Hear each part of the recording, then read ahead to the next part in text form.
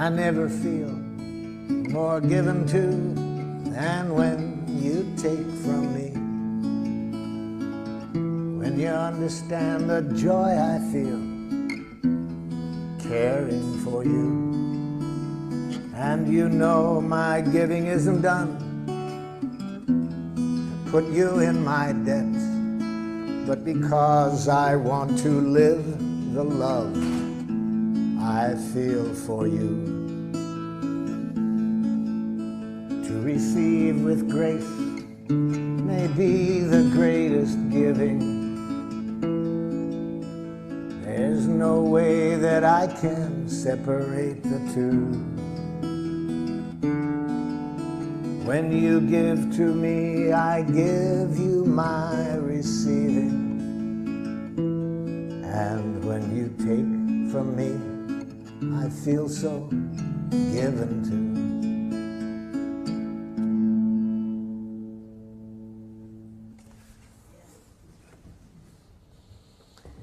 You all know that giving. You know how to do it. And that's what I'm interested in. Remembering to stay with that quality of giving, moment by moment in any connection. But we also all know that it's easy to lose it. It's easy to lose that connection, so that instead of enjoying that quality of giving, which is possible every moment in every contact we have, in spite of how precious that is, we forget. And instead of playing the game that that song is about, which I call Making Life Wonderful, it's the most fun game I've ever heard. Instead, much of the time we play another game called Who's Right? Have you ever played that game? See. It's a game where everybody loses. So isn't this amazing that we all know about this quality of giving that the song was about? It's possible every moment.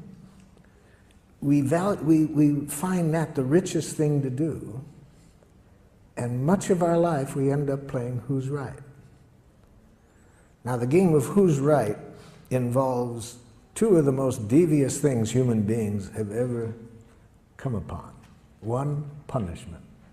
See, because if you're wrong in the game of Who's Right, then you deserve to suffer. Can you imagine a more diabolical concept to educate people? So how did we get off target? We got off target, according to Walter Wink, a theologian who writes in his book, The Powers That Be. We got off target about 5,000 years ago. We got off target because we started to get some wild thinking. Wild thinking that human beings are innately evil. And when you believe that human beings are innately evil, then if things aren't going as we would like, what's the corrective process? The corrective process is penitence, you see.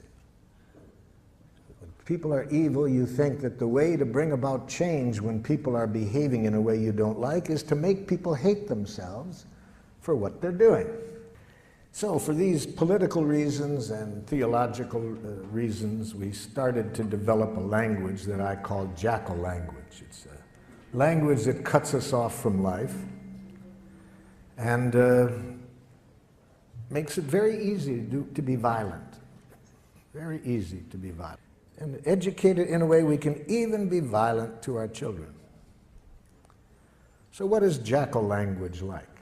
See, jackal language, as I've mentioned, is a language of moralistic judgments. You think in terms of who's right, who's wrong, who's good, who's bad. And when you mention change, yes, we want change at times. So how do you get change in the jackal system? Watch a parent try to bring about change in the child. This is a parent teaching a young child say one of the most important words in jackal. Say you're sorry. I'm sorry. You're not really sorry. I can see it. You're not really sorry. I'm sorry. Okay, I forgive you. Can you imagine a game like that? Can you imagine a parent responding to a child that way? And if a parent is going to do that to a child in their own family, what are they going to do to people from other cultures who behave in a way they don't appreciate? So of course you're going to have violence wherever you have this kind of thinking. In cultures that do not have this thinking, you don't see violence, you see.